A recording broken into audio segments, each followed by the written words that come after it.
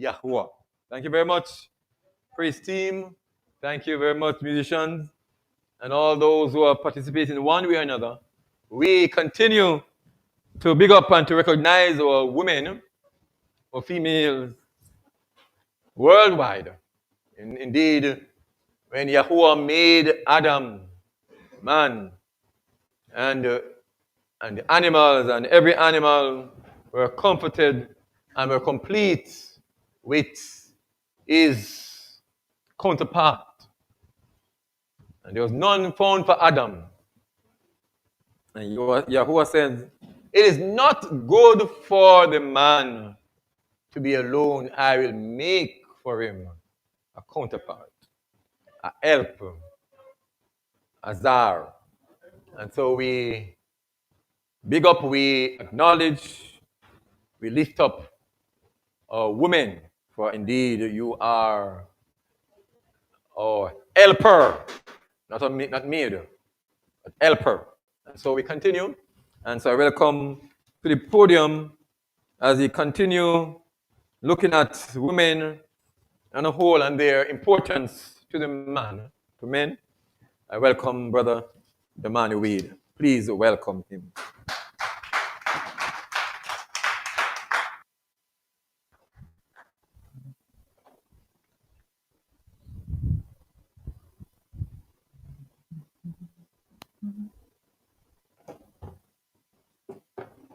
Shabbat Shalom.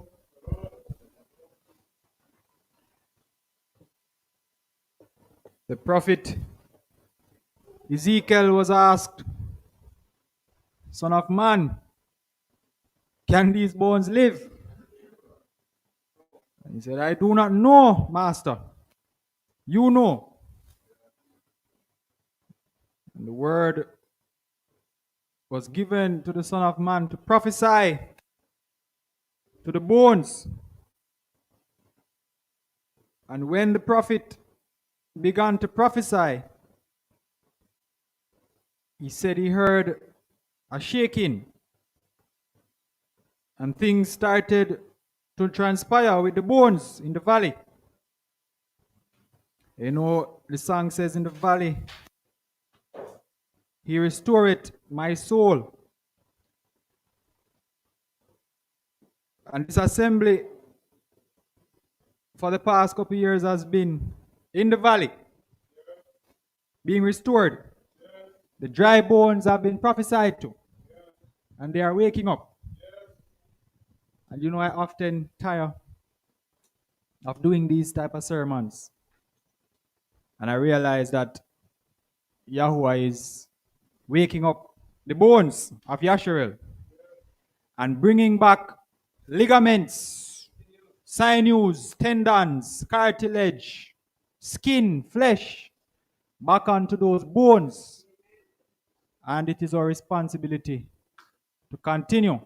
Now, I don't claim to be Son of Man, but Pastor and myself have a similar mandate to prophesy to the bones, to remind the bones that they are no longer dead, to show the bones the way in which they ought to walk. And so we have one of those topics today, as usual. It's going to be like this for some time to come, because we have to unlearn a lot of things. And we have to set things straight. Persons have questions, issues they find in the Bible, and they need answers. And Christianity has been found wanting in providing answers. I remember when I was a young man growing up in the assembly. Back then it was a church. You see the stories of the King Davids and the King Solomon and all these men, multiple wives, concubines. And you ask the question, how is it that they have so many wives, and today we are told that you can only have one wife? And the church tell you that it wasn't right, but Yahuwah allowed it. And when you read the book said that Abraham was righteous. So Yahuwah compromised because Abraham was righteous in all other aspects of his life, but he couldn't hold him on, and David couldn't hold his own when it come on to women. So the church hasn't been able to answer these questions There are persons who think that a concubine is a side chick, somebody who you hide and do it. Nobody don't know about her. It's an affair, you're having an affair. It's extramarital. Extramarital affair. And so we want to clear up these things because we're looking at the women. Time to come, we're going to look at the men, and the men going to get a proper beating. Until then, we focusing on the women now. So today's sermon is not what you think it is. I am not coming here to tell you that man must have enough gal and gal in a bung. I am here to clear up the issue of what a concubine is. So don't think it's a polygamy sermon. So you see the females' face drop from it. Them see the wives and concubines face drop. Them say with the man them gone no. Holy woman. that is not what the sermon is about today. We are clearing up what a concubine is. All right? Another time we look at the multiple wives. So we need to establish what a concubine is because it seems to be a derogatory term. And I remember when I was about between 18 and 21, I did a sermon, Is the Bible Sexist? Can't find it. I was looking for it, but I can't find the presentation. And then after that, I did another one, Women and Church Leadership. Can't find them. But I remember I labored to prove that the Bible is not sexist. The Bible is an historical book, so it's going to record the conditions under which women were living back then. Doesn't mean that the Bible is sexist. Concubine is another thing that can make the Bible seem as if it's a sexist book. So we need to clear up what is a concubine. What is this thing here about concubines? So we're going to see if we can shed some light on this thing here and make things a bit clearer. All right? Yeah. Lovely. We're in the valley and we're getting some bones and we are the bones. We're getting some sinews and these things. So we're trying to learn our culture. We don't want to be taught by the world. We want to look at the word, find out what the word says. So we're going to be here for a while today because we need to clear up this. The slide is not changing. So let us jump into it.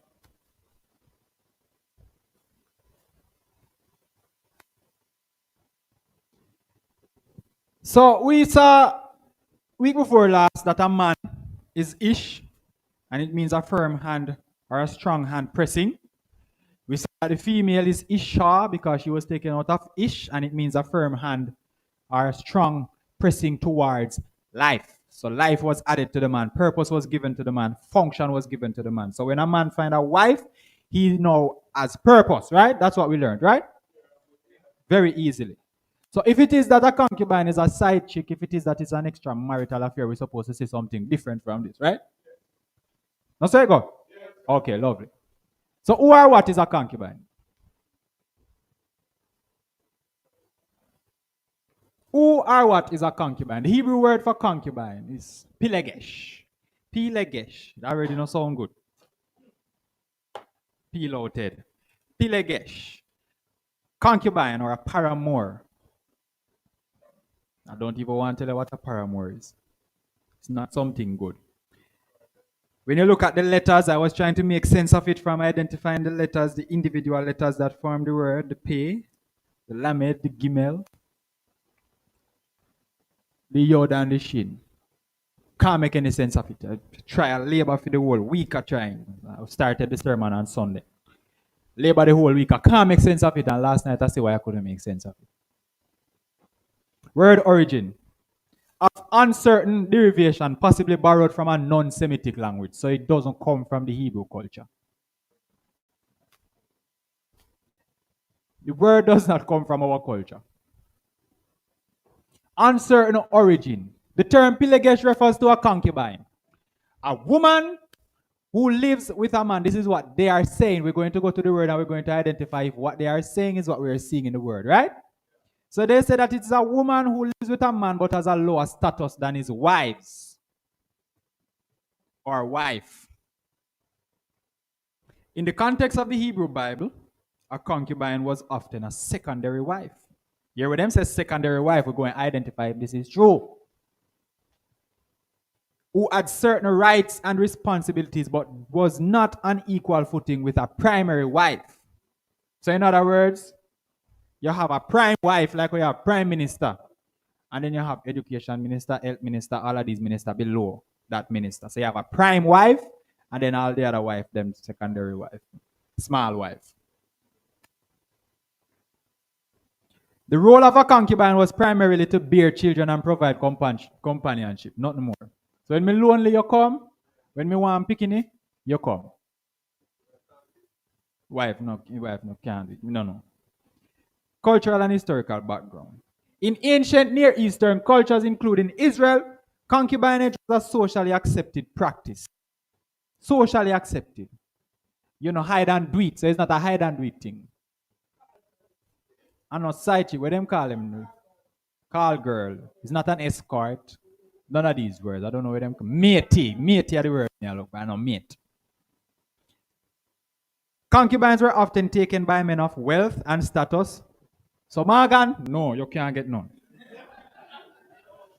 Brady, you can't get none. Me can't get none. Me just look rich, but me not rich. Me can't get none. Pastor Verse can't get none. Rush, kind of dark. But probably still, me don't know.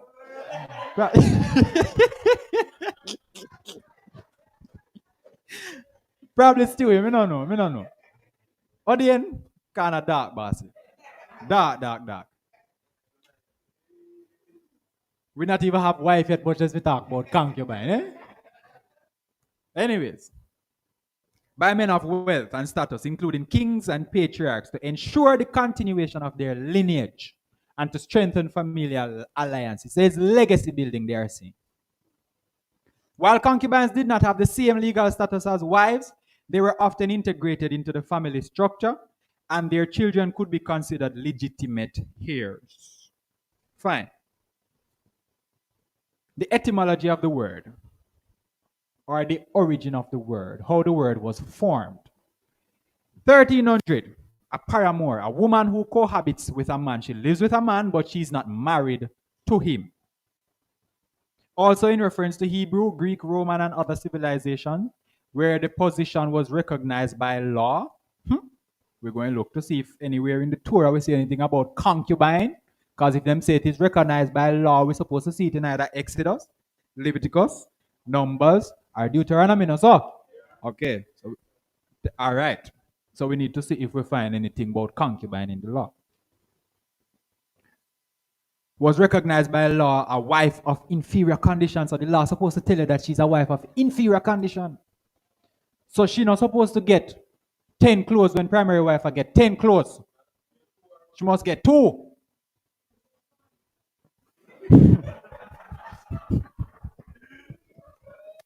I start already.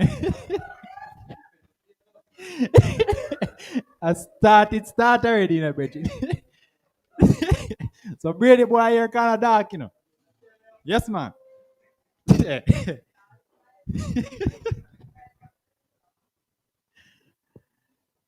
In Latin, concubina for the feminine and concubinus for the masculine. One who lives unmarried with a married man or woman. So the man must marry in order for the woman to be a concubine. Man must already have a wife in order for the next woman to be a concubine, they are saying. Usually in Rome, the concubine was of a lower social order. But the institution, though below matrimonium or matrimony, was less reproachful than adulterium. So it's less reproachful than adultery. So it's a legal way of gibbon, they must say. Oh boy. How can I bother? Why me? The word itself is from concubere, which means to lie with or to lie together or to cohabit. From assimilated form of cum, which means together, and kubere, which means to lie down. So that's the origin of the word. That's how the word was formed, to lie down with. Wikipedia says pilegesh, the concubine, is a Hebrew term for a concubine, a female, unmarried sexual slave of social and legal status inferior to that of a wife. Now, our Bible, we are preach, me and Pastor preach, I tell you how women so precious and they are equal footing. We can't see these things in our Bible then in the virgin because the man say, it's an unmarried sexual slave. Can't deal with the woman like that. If we find it in the Bible today, we have to pack up and leave the assembly and dash all of the Bible them and burn them in the bin outside. No, so. Because we can't have the thing talking about women like this, Virgin. Of social and legal status inferior to that of a wife. Among the Israelites, some men acknowledge their concubines, and such women enjoy the same rights in the house as legitimate wives. In Judaism, concubines are referred to by the Hebrew term pilegesh. The term pilegesh appears to be an Indo-European loan word related to ancient Greek palakis. So the word not come from our place, brethren. It not come from Boya. And a Hebrew word. And if you don't have a word for it in our culture, that means it did not exist in our culture. No, say go. All right. Anyways, there are many different definitions for what a pilegesh relationship is. In the Eastern world, pilegesh fit into the complex family organization, and the woman had more of a distinct legal and social position. Whereas in the later Western world, pilegesh was regarded as a long-term sex companionship between a man and a woman who could not or would not be married. So you can't marry her, but you love her, so you hide and do it. Eh? And it must be like that in the West, because the West say one man to one woman, right? So you have to hide and do it. Or if the woman divorces you and gone with half of your things, and you're just dead in a show. So we go to the law, right? Because we're hearing a lot of things. So based on what they said, we're supposed to find pilegesh, the word, in the Torah, right? Lovely. So we're going to look at the laws that deal with marriage, all of them. Leviticus 18. No one is to approach anyone of his own flesh, verse 6, to uncover his nakedness. I am Yahuwah. The nakedness of your father or the nakedness of your mother you do not uncover. She is your mother, you do not uncover her nakedness. Do not have sex with your mother.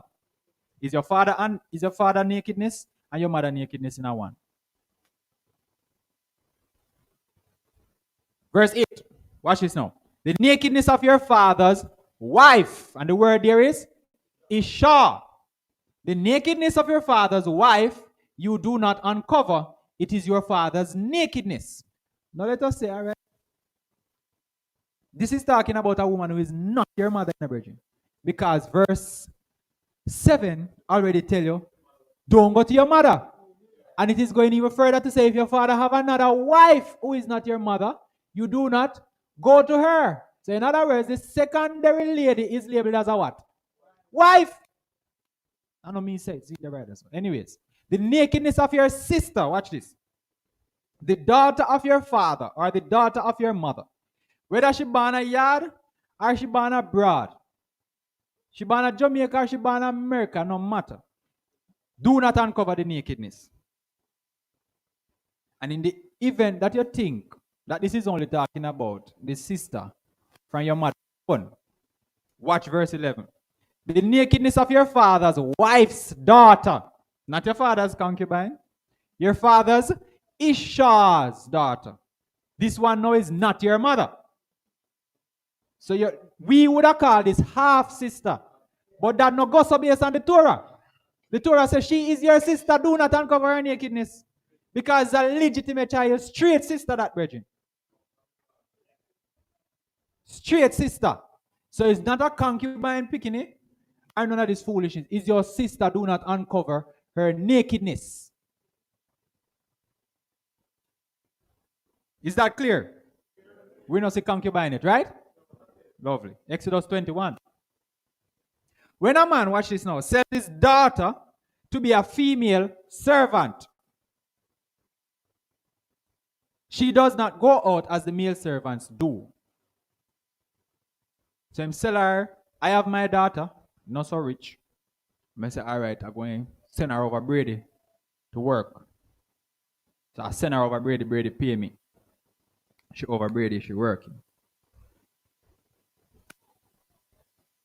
If Brady don't like her, she is displeasing in the eyes of her master who has engaged her to himself. Brady engage her. So the sell there is the engage. Bride price. Brady pay money. She gone over Brady yard. Shouldn't even use myself with Brady because my daughter was too young for Brady. Should I use somebody else? But anyways, we understand the gist. So she sent over to Brady to be Brady's wife. Brady see something. She nasty. Brady not like her. Then he shall let her be ransomed, because him don't like her.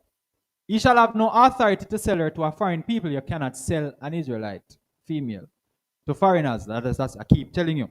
This thing that they tell us that Africans sold Africans, it doesn't happen. Never in history has it ever happened. People do not sell their own people, brethren.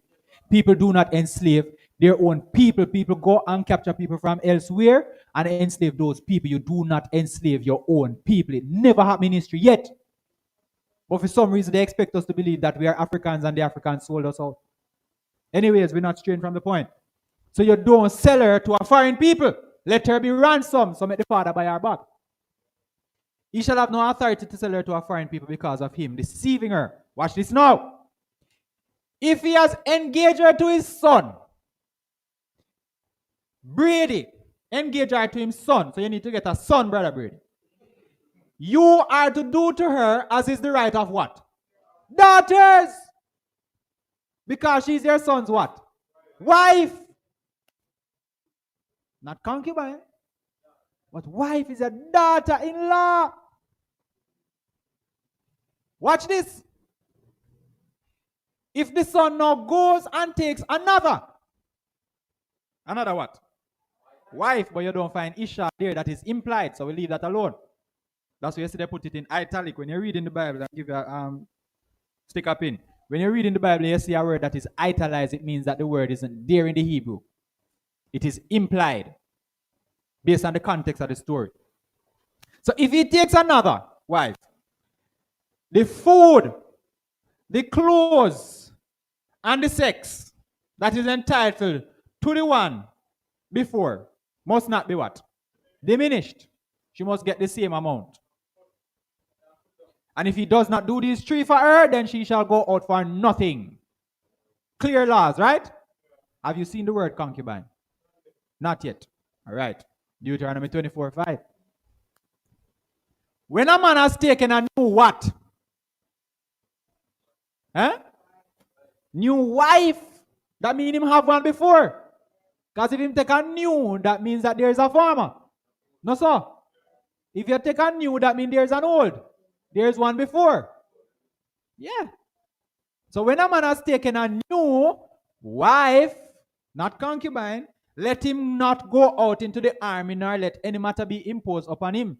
He shall be exempt 1 year for the sake of his home, to rejoice with his wife, Isha, whom he has taken. Still do not see the word concubine. We don't say pilegesh, we're seeing Isha.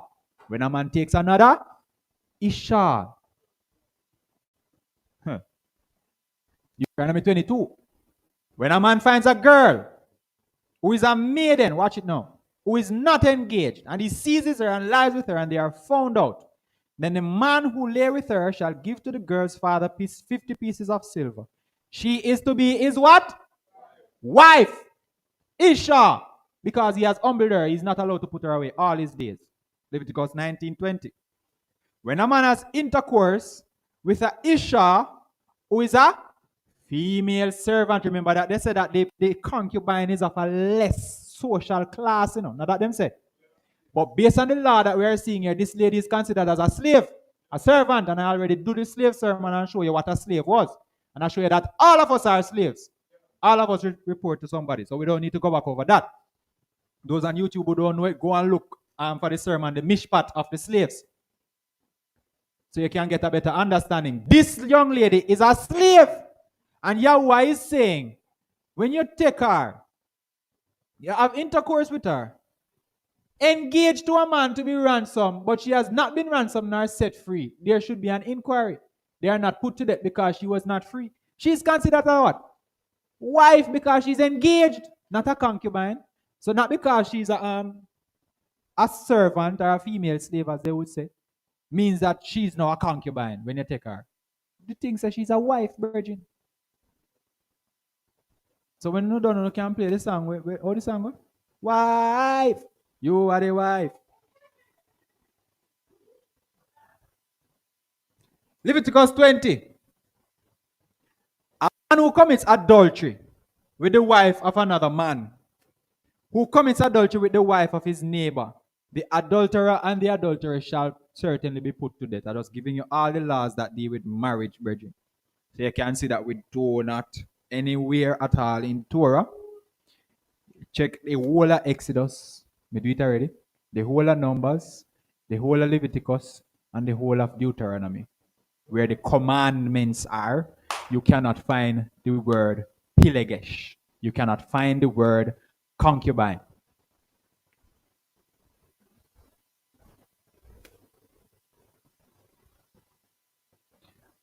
A man who lies with the wife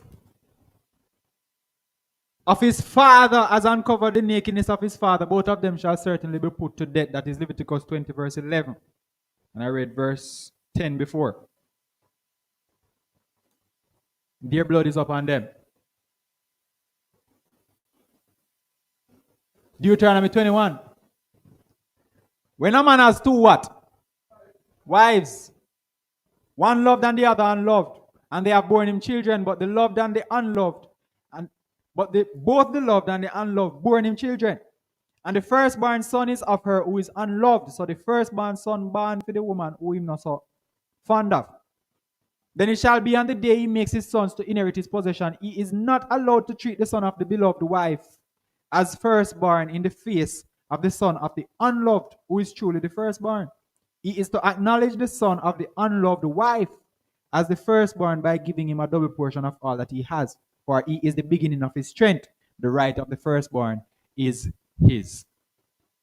And those are all the laws that deal with marriage. Have you seen the word concubine? No. So there is no laws that govern concubinage, eh? But we see laws that govern marriage. Relation between an ish and an isha. All right. So now we need to look at the concubine business now. So the sermon just starts. Already know. Judges 8. Gideon had 70 sons who were his own offspring. For he had many what? Wives. And his concubine, who was in Shechem, also bore him a son. And he gave him the name Abimelech. Same have one woman run on one part. Where was she? They didn't say she did that? Shechem. I want you to pay attention now, you know. We're going to reveal some things now because we use the Bible to interpret the Bible and not what man think. So the lady was where? Shechem. Shechem. All right, round so. Thank you. Joshua 76:50. The king had 3 sons, 2 daughters, which apparently the queen, his woman, had born to him, besides the king's children of concubines. So we see in the word concubines. So why is this concubine thing? I don't get it. Judges 19. And those who are not familiar with the story, you can go and read it. It is probably one of the most disturbing stories in the Bible. We're not going through all of it. One of the most disturbing stories. So if you like thriller and drama where people kill off people and this, you can go read this story. Judges 19. Verse 1. It came to be in those days when there was no king in Yisra'el, that there was a certain Levite sojourning on the further side of the mountains of Ephraim. And he took for himself a what? A concubine from Bethlehem in Yehudah. And his concubine committed whoring against him and went away from him to her father's house at Bethlehem in Yehudah and was there for 4 new moon of days. Now, they committed whoring against him. It is highly likely that this young lady did not commit adultery. Because I show you that the zana commit whoring is a very broad term. It could have been that it's the get up where she get up and gone about her business, but she gone her father's yard. It said that she jump out of the man's house and gone about her business. And it's the same thing that I show you with Rahab. Remember, I show you that it is highly possible that Rahab was not a whore or a prostitute. It's just a term that was used. We're far removed from the culture, so we don't understand these things. It's a very broad term. So we see the lady being called a concubine here.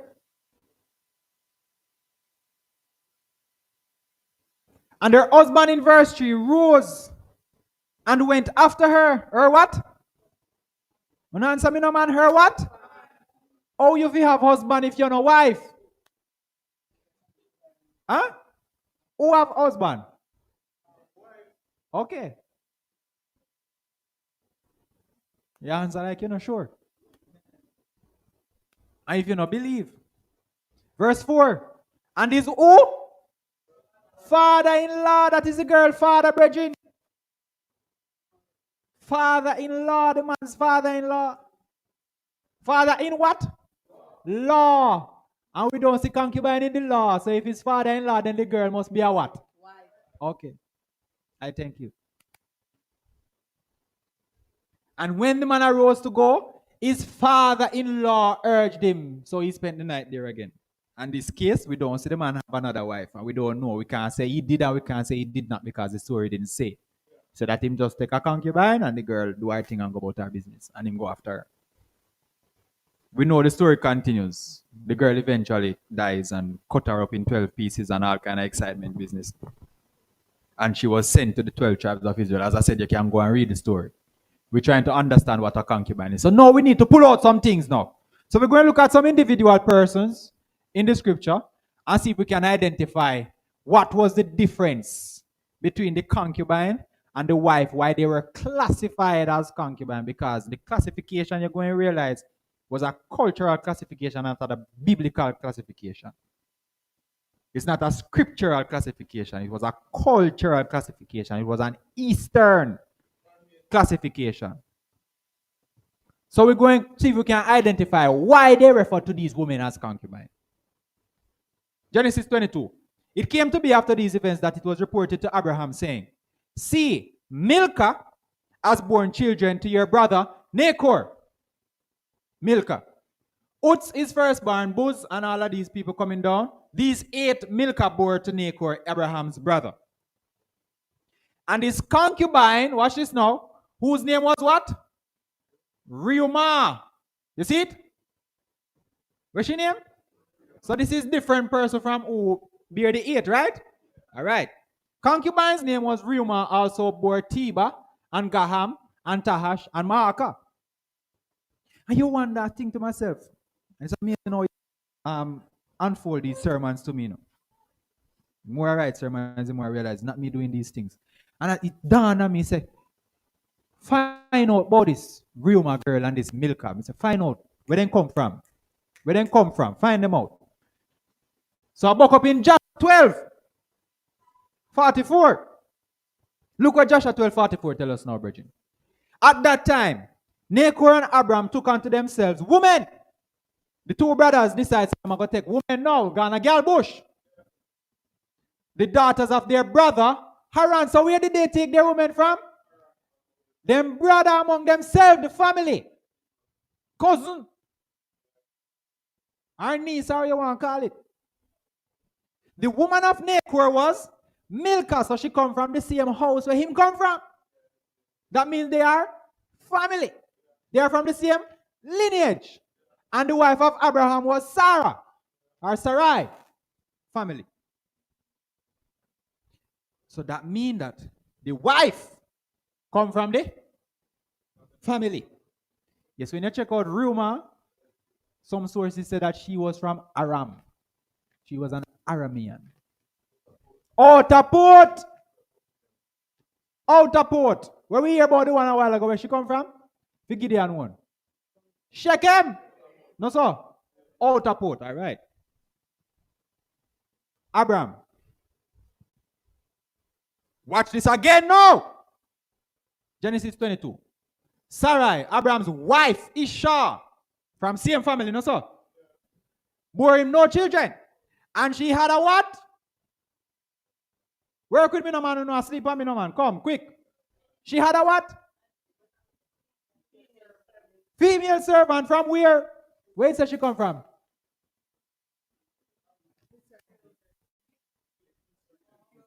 Which part of that? Egypt. When you talk to me, no man. Me come down, you know, man. Egypt.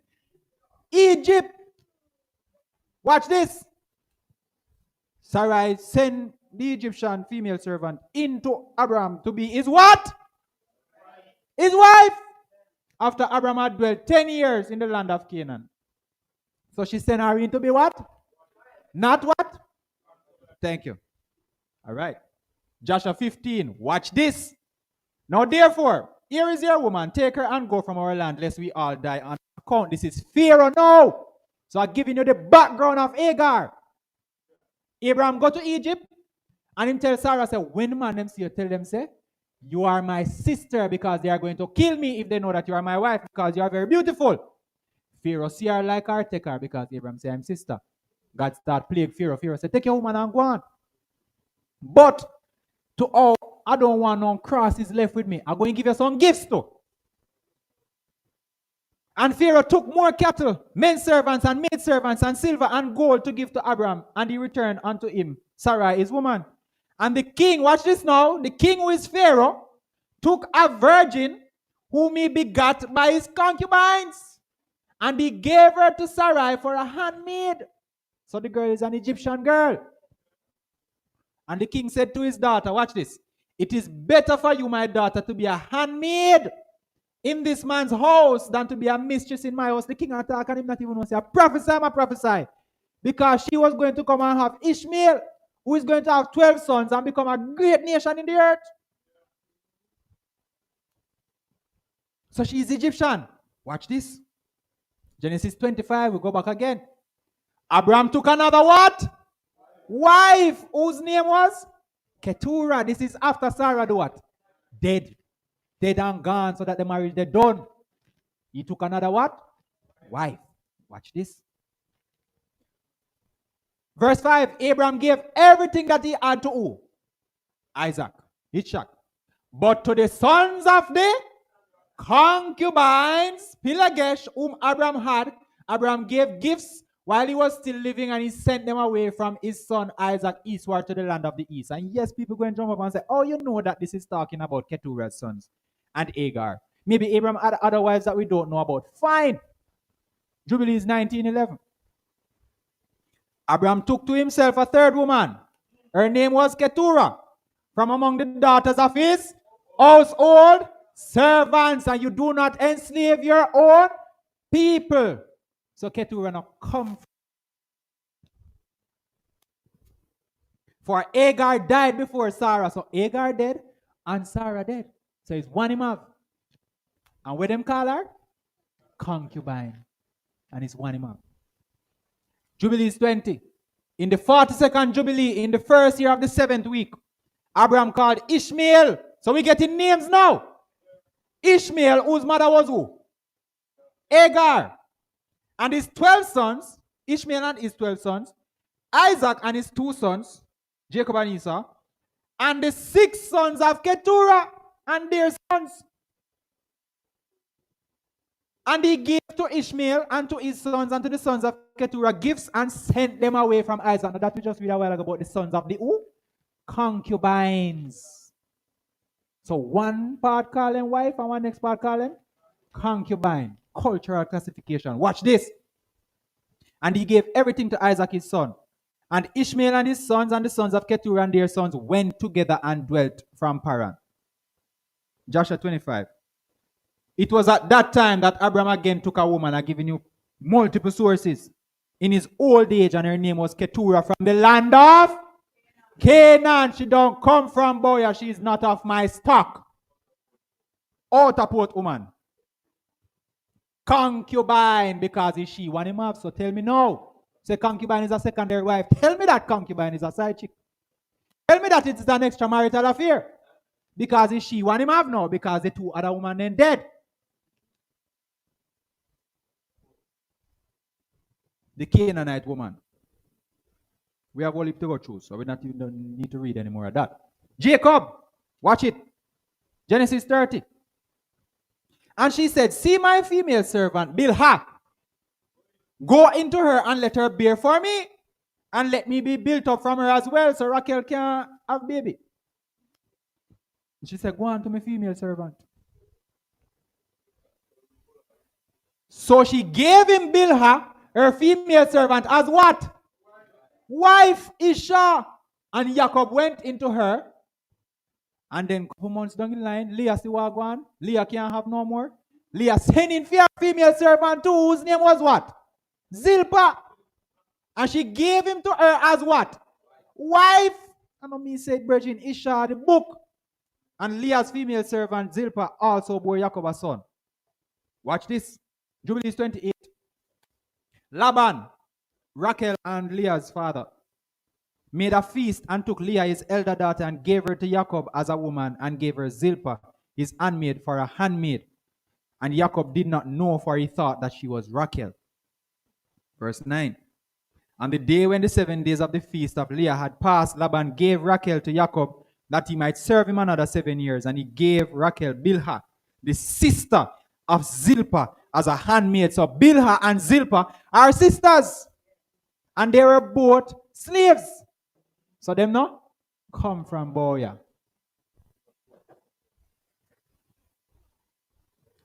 Esau. And we're going to go back to Jacob, because remember when he said that Reuben, the Bible says Reuben laid with his father's concubine. It never said wife. It's a concubine. And it's because she don't come from both here. So that is the only thing. Anyways, Genesis 36, Esau. She said, see my female servant. Sorry. These were the names of Esau's sons. Eliphaz, son of Ada, wife of Esau. Ruel, son of Basemat, wife of Esau. I wanted to say all of Esau woman them a concubine, because him go far out of go take all of them. But him a crosses. So we can't use him. Anyways, the sons of Eliphaz were Teman, Omar, Sepho, Gatam, Kenaz. And Timnah now was a concubine of Eliphaz, Esau's son. And she bore Amalek to Eliphaz. So Timnah, who is Timnah? Joshua 36. So that's why I tell you that these things are in the Bible, the names and these people we don't like read. And we don't like make the connections. Luckily, I will give me the patience. I can't even call the name them sometime. Anyways, these are the names of the sons of Seir, the Horite. Remember, Esau left and go to Mount Seir, go find people and say it's the same, going to establish film thing. And we know that eventually, when we read through the book of Joshua, him and them catch up in a problem. And he may not have to beat them off and take over the place. Look where Timnah she come from. Seir the Horite, inhabitants of the land of Seir. These are his sons. Lotan.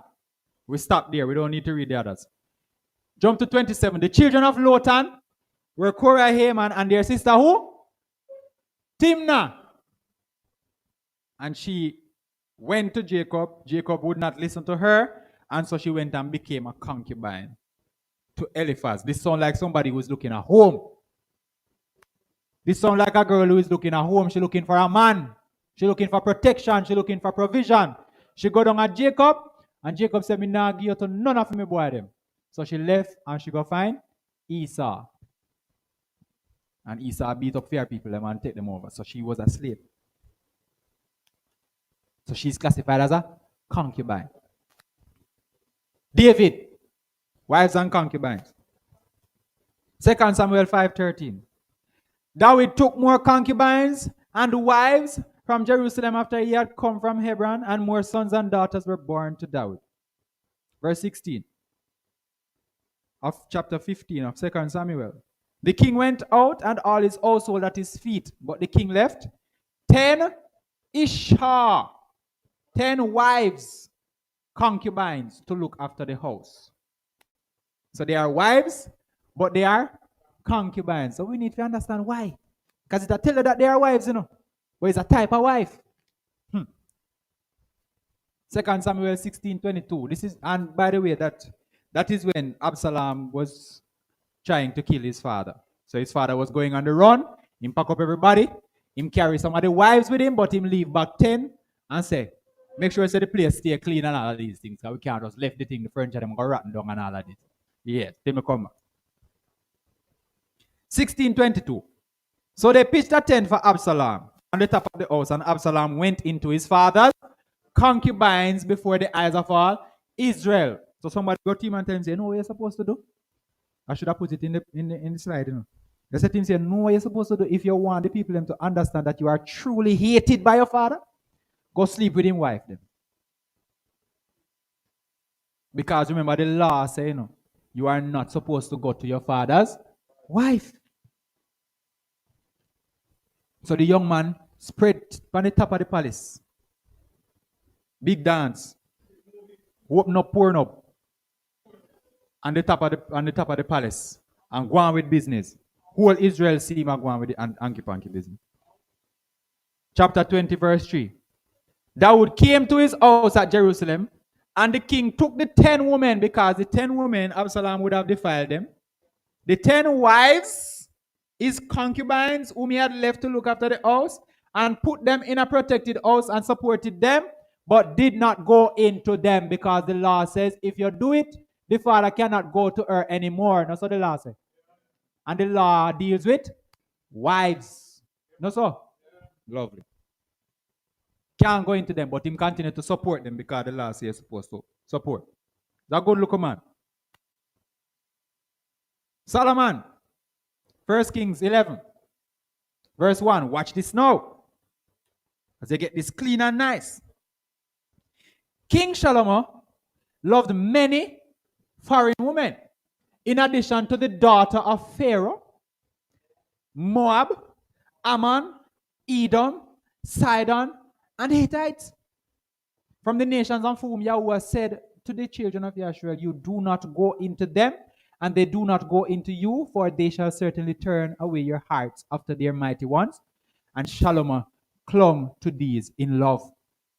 And he had 700 wives, and the classification of the wives were princesses, class, tapanaris, and 300 concubines. So if the wives are princesses, then the concubines are. Come on, girl, no so. Because if you tell her that the wives were princesses, 700 wives, and the 700 of them were princesses, a top man, a king daughters. They are daughters of kings. Then it means that the concubines were common girls. No so. Common girl. So me take up all one Morgan daughter. And now me want princess now, me go over Brady. Morgan and no daughter, so it's wrong.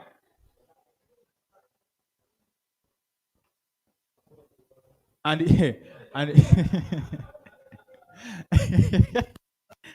and his wives turned away his heart. So you start to see that it's a cultural. So in one case, earlier up in Genesis part, we're noticing that is when the woman don't come from the family. She don't come from your direct line. She come from another country then. She's classified as a concubine. Now we are seeing that the classification is based on class, socioeconomic background. So your father not rich, so you're a concubine. Me never pay your father no big money. So you're a concubine. Me never pay no big bribe, no big price. So you're a concubine. But the whole thing is a wife, virgin. Because we see the provisions, we saw that David still provided, and he went in no more to them. And that is what the law requires. Song of Solomon, or Song of Songs, chapter 6, verse 8. There are 60 queens and 80 concubines and innumerable young women. She's talking about her love, Solomon. So she said there are 60 queens and 80 concubines. So that means that the concubines are not what? Queens, a common girl, virgin. Common girl. It's a social classification, a cultural classification. My dove, my perfect one, is the only one of her mother, the choice of the one who bore her. The daughters saw and called her blessed, queens and concubines, and they praised her. So it's either you're a queen according to them, or you're a concubine. But the two of them are wife.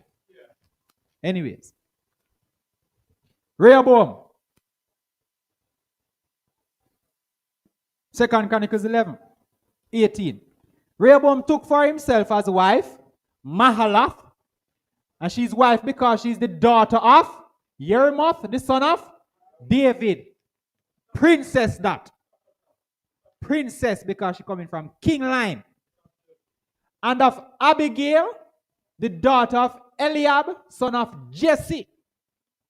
That is David's father. Come from the same family, pastor. So that means she's wife. And she bore him sons, Yehush and Shemariah and Zaham. And after he took Maacah, the granddaughter of Absalom, another prince. Absalom was a prince. David's son.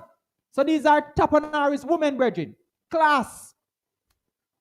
Women of good are the upper echelons of society. And Rehoboam loved Maacah, the granddaughter of Absalom, more than all his wives and his concubines. For he had taken 18 wives and 60 concubines, and brought forth 28 sons and 60 daughters. Man a chop a line, brethren. Man a chop a line. No going with nothing. But him have the means. You don't have the means, so you have to easy yourself. You have to easy yourself. So you realize that this thing here is tied to the roots, the socio-economic thing, brethren. The line where she come from and the prestige. And then they make the classification whether or not you're a wife or a concubine. But it's the same provision. See it here again, 1 Chronicles 7:14. The sons of Manasseh is Aramean concubine. So she don't come from both here, brethren. Aramean concubine. You come from boy. Let us run through this story now. Esther 1, verse 10. On the 7th day, when the heart of the king was glad with wine, he ordered Mehuman and all these men, the 7 eunuchs who were in attendance in the presence of King Artaxerxes, to bring Queen Vashti before the king. So the king, going about in business, doing his thing, having him big party, and want to show off now, him queen. So him send go call her, and mom said, me now come now. He say, I'm not coming. Man vex. Man vex, brethren. See there? Queen Vashti refused to come at the king's command, brought by the eunuchs. And the king was wrath, and his rage burned within him. So the king called him man and said, well, come. Verse 15, the man said, according to law, what is to be done to Queen Vashti? Because she did not perform the command of King Artaxerxes through the eunuchs. And Memucan answered before the king and princes, Queen Vashti has misbehaved, not only toward the king, but also toward all the princes and all the people who are in all the provinces of King Artaxerxes. For the matter of the queen shall go forth to all women. The man said, every woman I go here, and so the woman said, she not come in her virgin. So when Nina here, I'm not going to call Nina. Nina go say, Queen Vashti said she not come. So me not come neither. Carol go say, me not come neither when Brady call. Then the man said, the thing I go get infectious, brethren, so we have to make an example out of this woman here. And this is not Israel, by the way. This is Media Persia. So don't think that this is Israel. Anyways, it shall go forth to all women to make their husband despise in their eyes when they say King Artaxerxes commanded Queen Vashti to be brought in, but she did not come. So if it please the king, let a royal decree go out from him and let it be recorded in the laws of the Persians and the Medes, so that it does not pass away, that Vashti shall come no more before the king Artaxerxes. So we have to make an example and let these women understand, when I call you, you come. Because if you don't come, then when you want to come, you can't come.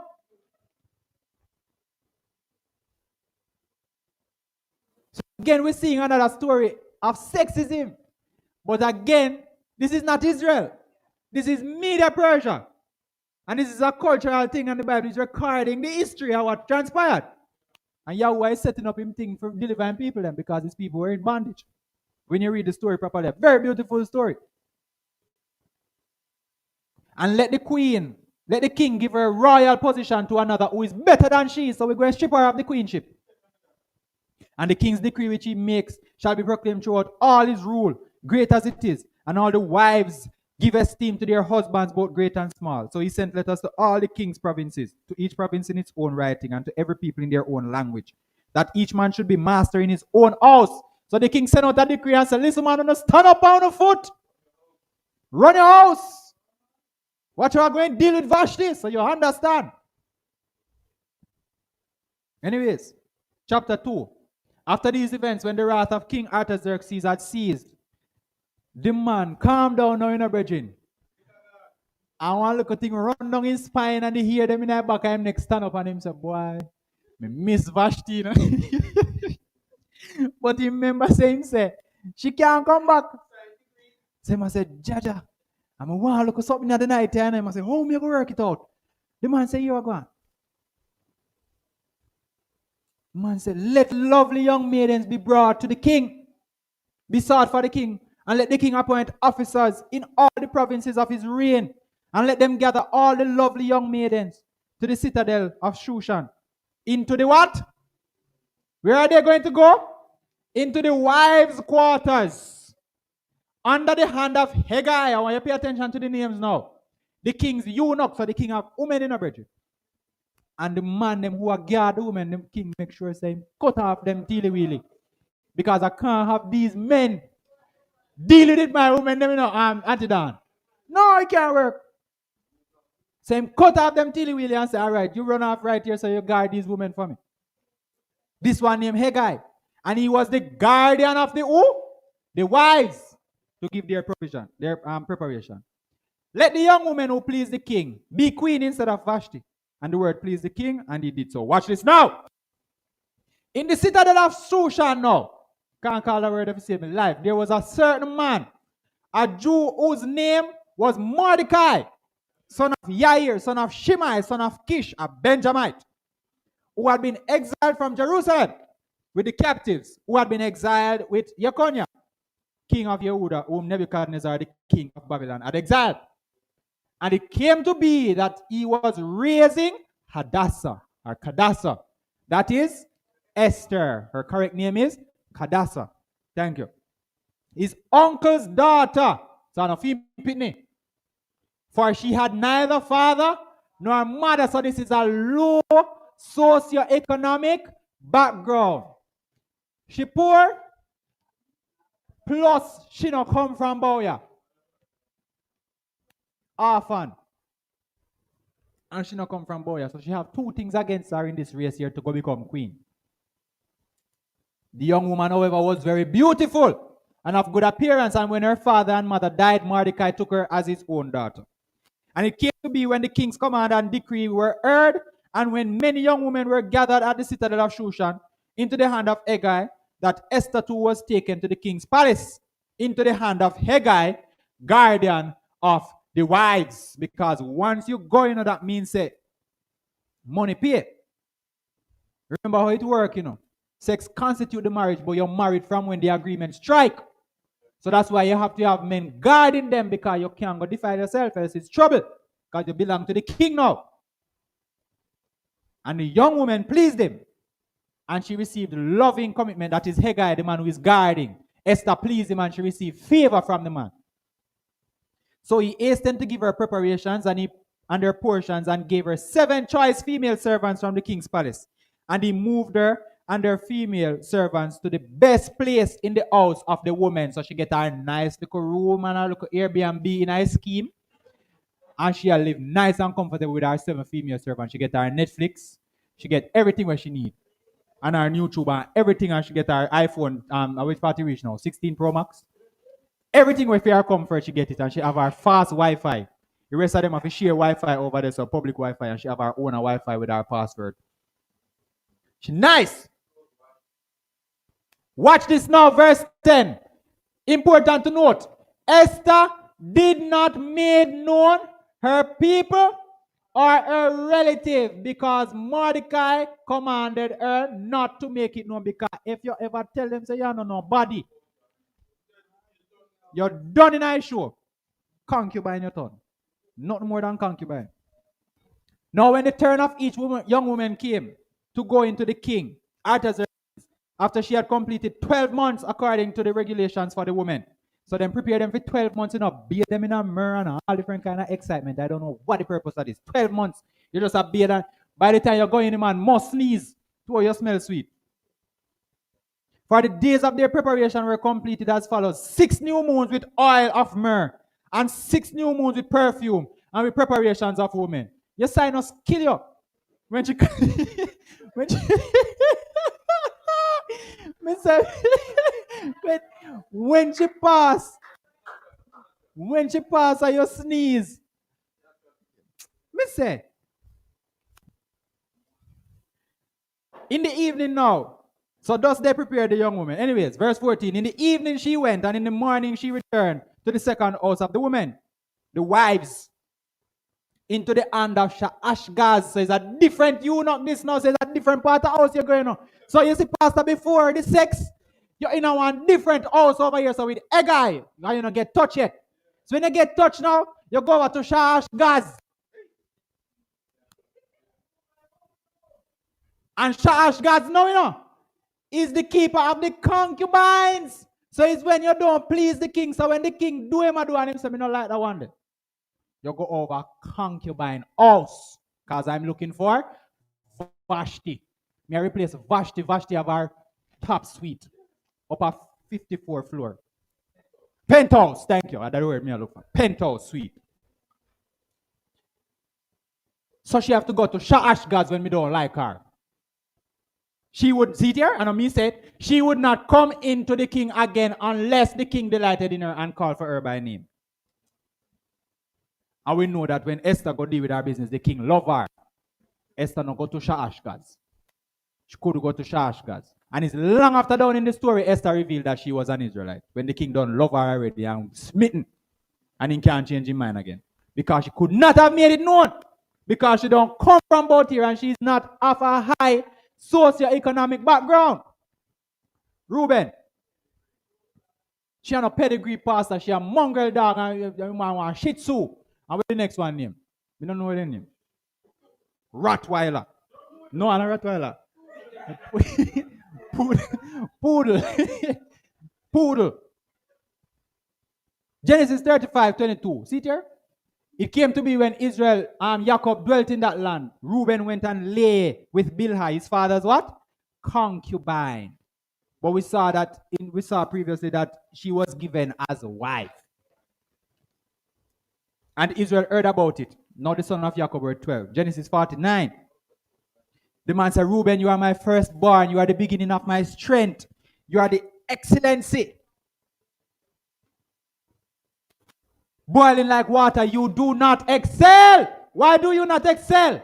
Because you went up to your father's bed and you defiled it. Serious offense, brethren. That means he broke a law. But we don't say any law for concubine. Deuteronomy 33. Moses now blessing Reuben again in a brethren. After Reuben dead and gone, Moses has blessed the tribe. Moses. This is the blessing with which Moshe, the man of Elohim, blessed the children of Yisra'el before his death. Verse 6. The man said, I beg you, please let Reuben live and not die because he's supposed to dead because of what him do. But I beg you, let him live and not die. And let his men be numbered. Let him be counted among Yisrael. Watch it, we're going to look at what him do. Jubilees 33. Jacob went and dwelt to the south of Magdala-Jaeph. Yes, it's right. And he went to his father Isaac. He and Leah, his woman. So Jacob gone about in business, gone look for him father. This is Reuben's grandfather I'm gonna look for. And the new moon of the 10th month. I told me the man going with the thing panting a virgin. Big madness man going with the man. And Reuben saw Bilhah, Rachel's maid, the concubine of his father, bathing in water in a secret place, and he loved her.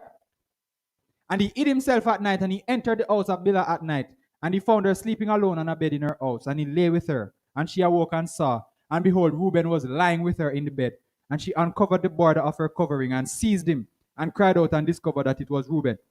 And she was ashamed because of him, and released her hand from him, and he fled. And she lamented because of this thing exceedingly, and did not tell it to anyone. And when Jacob returned and sought her, she said, and so Jacob come home now and said, yes, road me a come from you now, man. Ready for deal with some matters. Call her. She said, boss, you come. She said, I am not clean for you, for I have been defiled as regards you. What could defile her? For Reuben has defiled me and has lain with me in the night, and I was asleep and did not discover until he uncovered my skirt and slept with me. And Jacob was exceedingly wroth with Reuben because he had lain with Bilhah, because he did what? Uncovered his father's skirt. And we saw that in the Torah. Do not uncover your father's nakedness by sleeping with your father's wife. And Jacob did not approach her again because Reuben had defiled her. Verse 10. For this reason, it was written and ordained on the heavenly tablets and then given to Moshe that a man should not lie with his father's what? Wife. And on me said, brethren, and should not uncover his father's skirt, for this is unclean. They shall surely die together.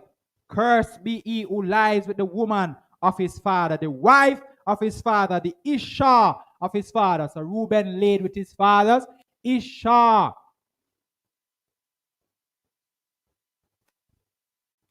Joshua 36.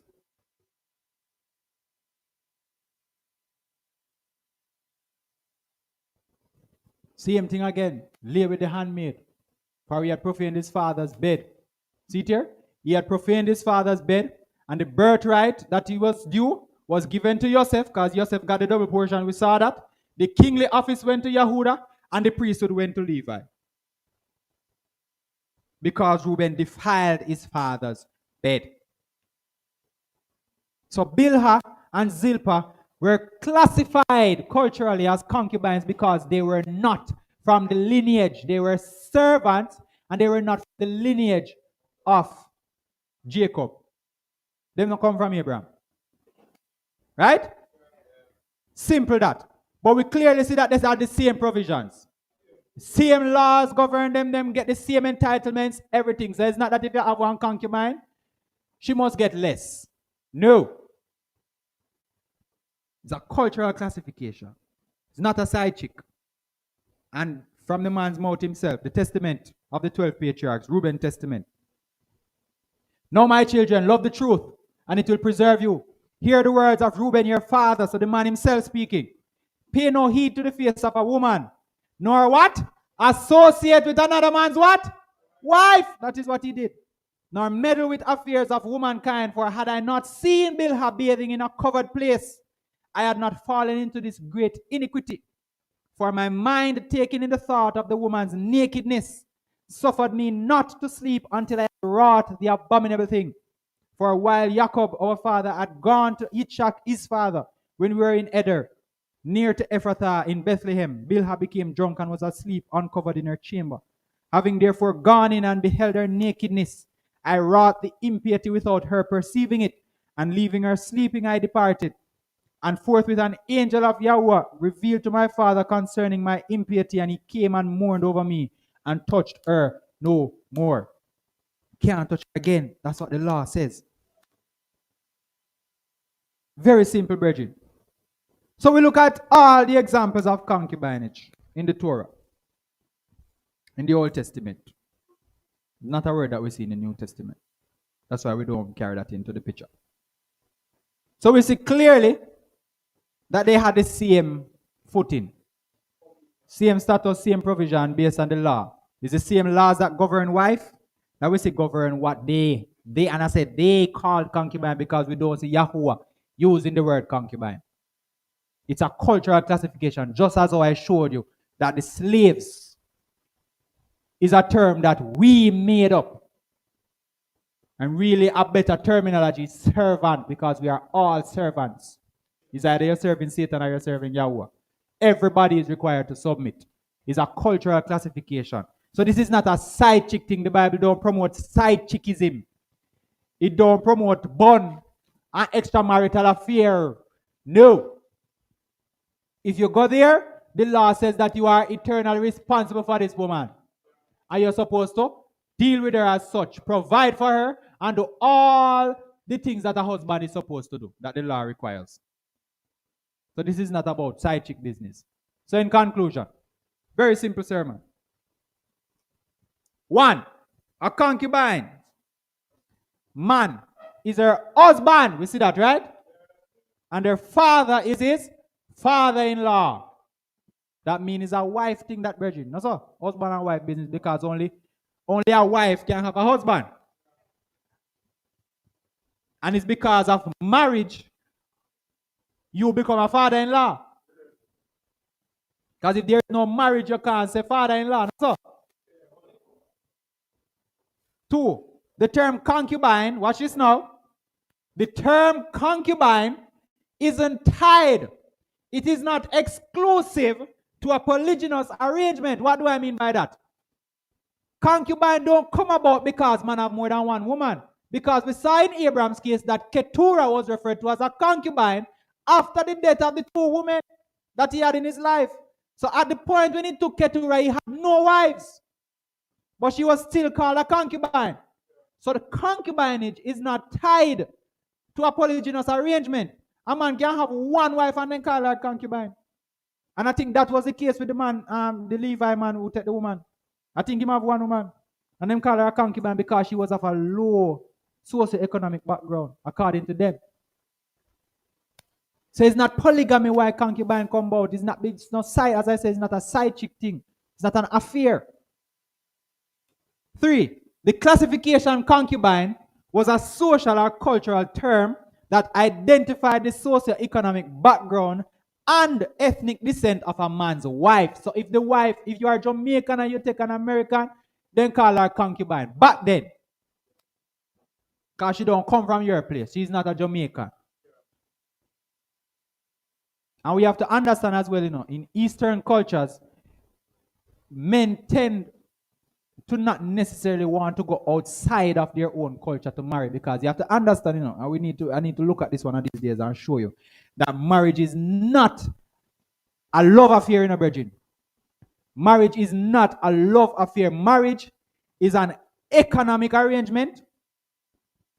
Marriage is a social arrangement. Marriage is a cultural arrangement that preserves your nation. Because when you go and marry outside of your nation, brethren, you are giving your wealth to another nation. And that's why they use marriages to form alliances. Me and Egypt are war and we want to come to a truce. Egypt send one of them princess, them come give one of my prince. So we tie up the thing. It's an economic arrangement. It's just like how America and China probably decide one day that they're going to have some free trade agreement, because we decide it don't make no sense we continue fighting. So we go and strike up a free trade agreement. But then they use marriage to tie up the thing. It's not about love, it's about function.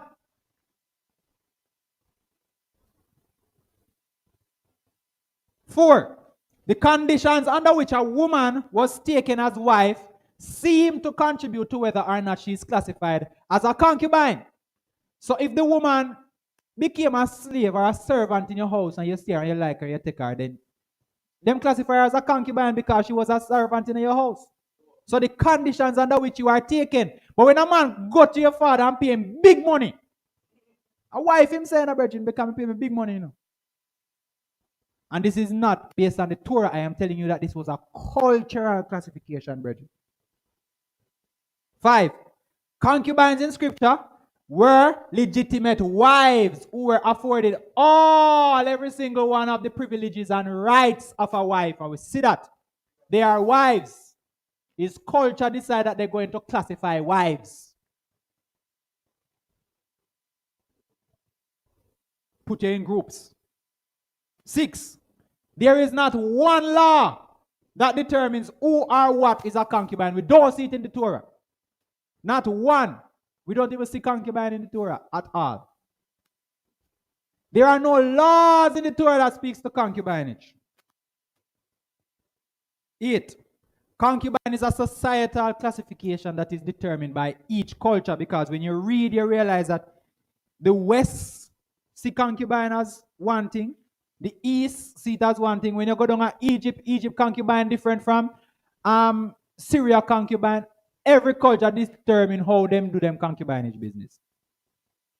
So it's a cultural thing. And lastly, all the penalties, all the provisions in the Torah regarding wives and marriages were bestowed on all the concubines, all the examples of concubines that we saw in Yisra'el. My brothers and sisters, the Bible is not a sexist book. The Bible is not against women. The Bible is not, Yahuwah's word is never against females. We are not here to put down women. We just need to clear up these things. So this is not about extramarital affair. This is not about, we call it now, side chick. This is not about matey. It was a cultural classification, and the women were legitimate wives. I thank you very much for your time.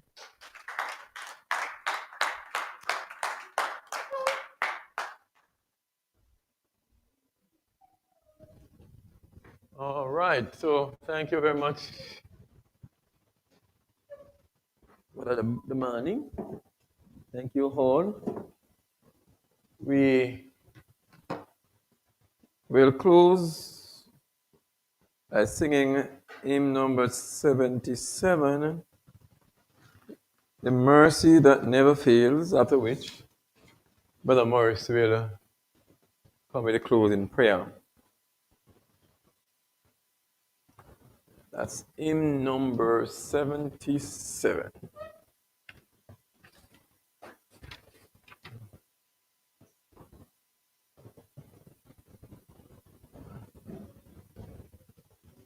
When my soul cries out with a heavy heart, oh yeah, again a faith. Then he lifts me up to the throne of grace with a mercy that never fails. I'll sing thy praises, O Yah, my heart of the love that doth prevail. And I look to thee on bended knee for the mercy that never fails. If a friend is about on the sins dark cloud, then take your brother's hand and petition him who forgives your sin with a mercy that never fails. I'll sing your praises, O Yah, my head of the love that doth prevail. And I look to thee on bended knee for the mercy that never fails. Though your sins be red as a crimson thread, and with foolish steps we have strayed. Out of sin's dark night, he brings a light with a mercy that never fails. I sing thy praises, Yahweh, my God, of the love that doth prevail. And I look to thee on bended knee for the mercy that never fails. Hallelujah. With a closing prayer by Deacon Morris.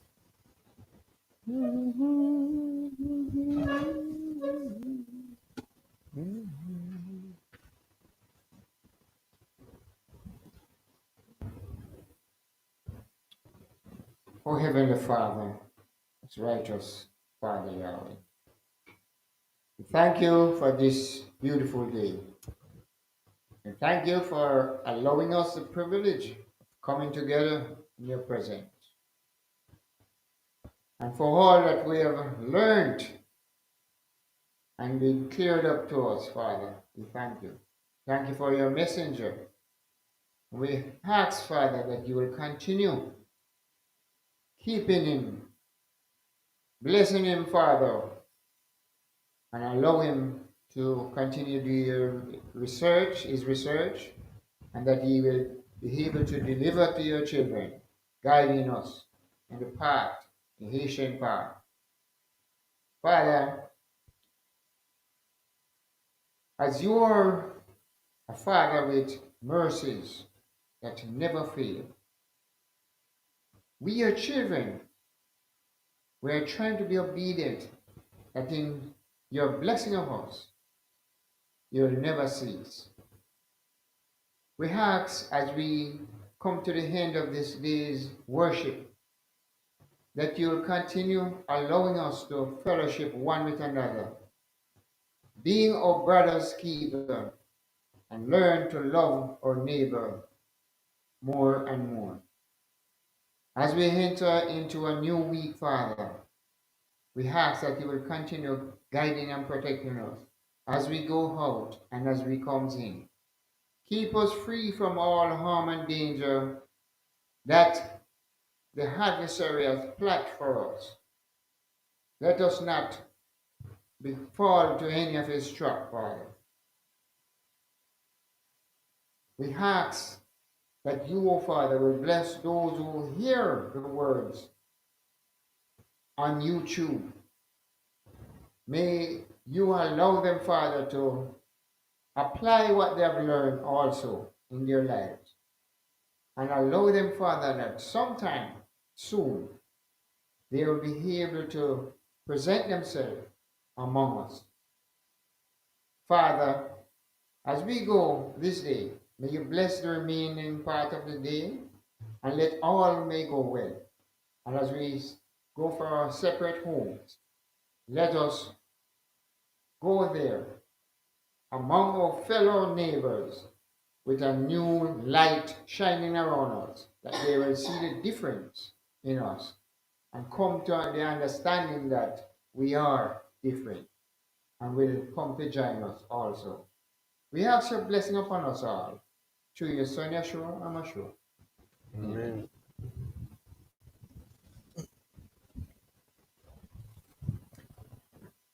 Thank you very much for coming out. Thank you. I trust your stay with us was a good one, an enlightened one. We want to reiterate that Yahuwah does not make any provision for mates and side chicks and all that. Though the man could have more than one wife, all with the same status, but based on their culture, if the wife is from a lower socio-economic background or not from the man's lineage or family relative, then the woman is classified as concubine, but still same status as wife. Yeah, indeed, love ladies, women who were taken from man. You know, I recall some time ago I did a presentation on this, a similar issue, and we saw where, and I highlighted, which was important, that the woman was taken from the man and not was made separate from the man. So yeah, what made Adam, it didn't make Adam and Eve separately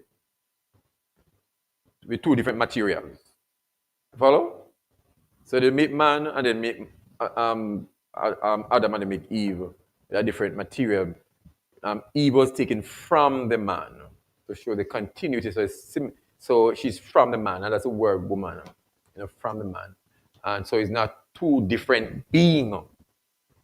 One being, woman from the man. And and she now becomes his helpmeet or his helper, not servant. Helper, and make him complete and be able to, bear his purpose. All right. So thank you all for coming out. We continue to seek to study the word and to understand carefully and to see the word from the eyes of those to whom it was given. From the culture it was given, because we are so far drawn away from the culture of Israel and the Torah, and we are drawn into a Western culture with their own interpretations and their own teachings, and we are brought into it. But the time has come, the awakening has come. As the man has said, the dry bones are rising, right? A presentation that the You might need to look at later on. Dry bones are rising up again. And so we are happy. And I think you're blessed in that sense to be able to learn these things. Because many would want to know, but can't because their eyes are not open to them. Yahuwah is the one who opens the eyes so we can understand. Thank you very much again, Brother Damani. Please stand as we dismiss. Yahuwah blesses you and keeps you. Yahuwah makes his face shine upon you and be gracious unto you. Yahuwah lifts his countenance upon you and give you his peace. You are dismissed.